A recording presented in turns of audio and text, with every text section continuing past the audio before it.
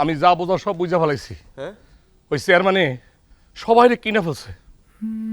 ভাই তোর কাছে একটা অনুরোধ ভাই, সবাই বিক্রি হলো, তুই বিক্রি হইস না। এইটার বিচার কিন্তু হইতে হবো, এটার বিচার হইতে হবে ভাই। অবশ্যই বিচার হইব। আর ওস্তাদ তুমি এটা কি কইলা? টাকার কাছে আমি বিক্রি হমু? তুমি ওস্তাদ আর আমি সার্গিত, আমাকে দুজনের খালি এই সম্পর্ক? আমি তোমার ভাই না? হ্যাঁ আমার যে কি মনে হইতেছে বদরুলের উপরে। আরে তোর এখন কেন শ্বশুর বাড়ি যাই উঠতে হইব? কতদিন পরে যাইতি? এই সময়টায় বদরুলের থাকা খুব উচিত ছিল। কথা নাই, ক নাই, বলা নাই, ও যে শ্বশুর বাড়ি উঠছে, ও সাথে থাকলে একটা শক্তি তো পাইতাম। আমি তো বলছি ভাই, বদরুল তুমি ভাবলা কেমনে যে তোমার এই বিপদের সময় আমি তোমার রেখে দূরে থাকুম?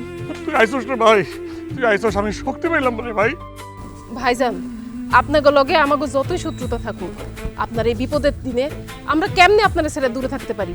আমগো উপরে আপনি একটু ভরসা রাখতে পারেন। পরে ভাই, ভাই ভাই তুই তো শুনছস, আমি সব কিছু শুনছি ভাই। হালিম তোর ভাবি রে, আমি সব শুনছি ভাই, সব তোমার নতুন করে আমার কিছু কোয়া লাগবে না। তুমি কোনো চিন্তা করো না, ওই হারামজাদার শাস্তি হয় লাগবে, যেমনি হোক। তুমি কোনো চিন্তা করো না, যত টাকা লাগে আমি দেবো।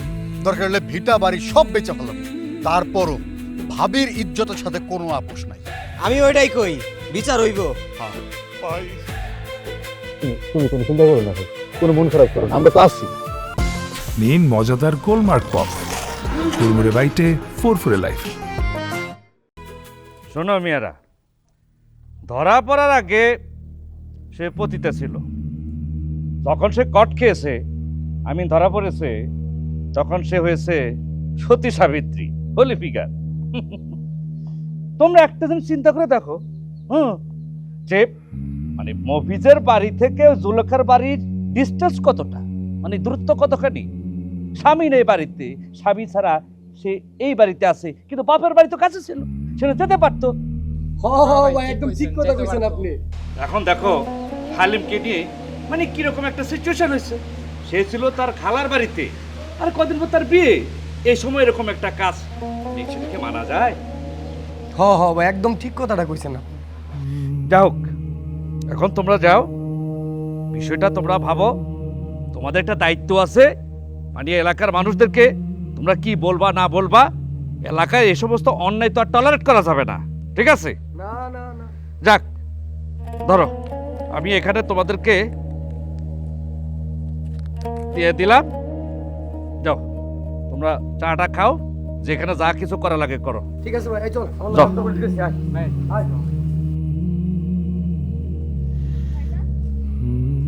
ভাইজান, তুমি জুলেখার নামে উল্টাপাল্টা কথা ছড়াইতেছো কেন?